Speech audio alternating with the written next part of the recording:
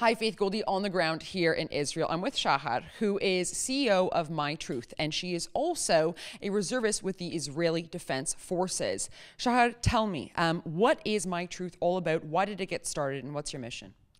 My Truth started by a group of reservists who decided to speak up and about their personal experiences and about more dilemmas that they personally face in battlefield and their army service.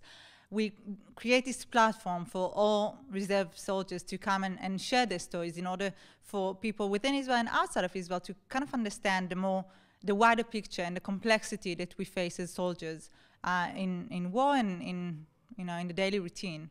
Absolutely.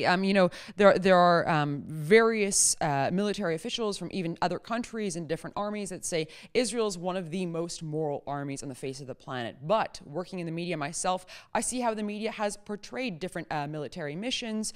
And you even mentioned the 2010 flotilla. Tell us a little bit about the difference with how you heard it when you were abroad versus the play that it was getting at home.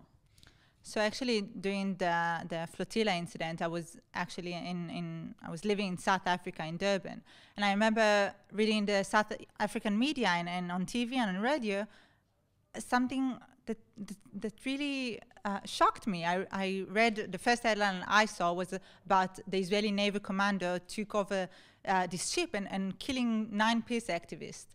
And I was shocked, and I was trying to get more information. I got on the Israeli media channels, and there I read completely different stories. I read about the hundreds of weapons that they had on the ship, about these so-called peace activists that were armed and attacked the soldiers that got on the ship, about this ship that actually refused to go through Ashdod port to be checked to see that they don't have any kind of military aid on them, and later helped the humanitarian aid that was supposed to be on the ship to be delivered to Gaza.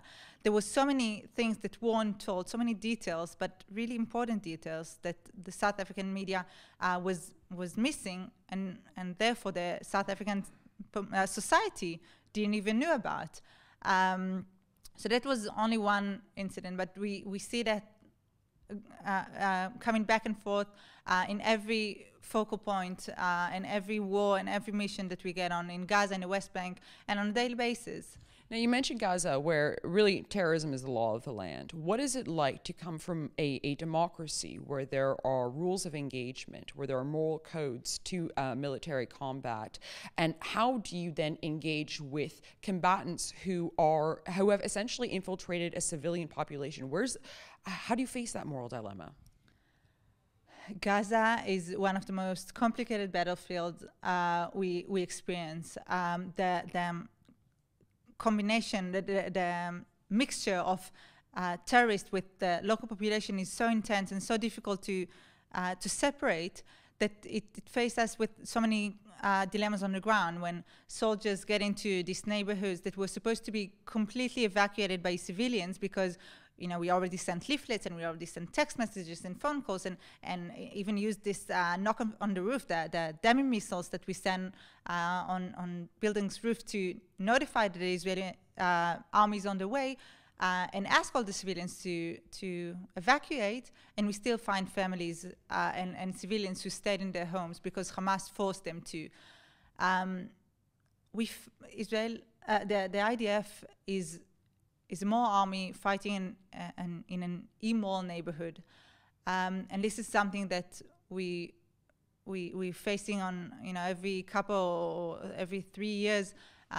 Whenever we are being forced to get into another focal point in Gaza because of terror tunnels that we find coming from Gaza to Israeli cities outside the Gaza border, whether we get hundreds of rockets around the Gaza border, and for many reasons.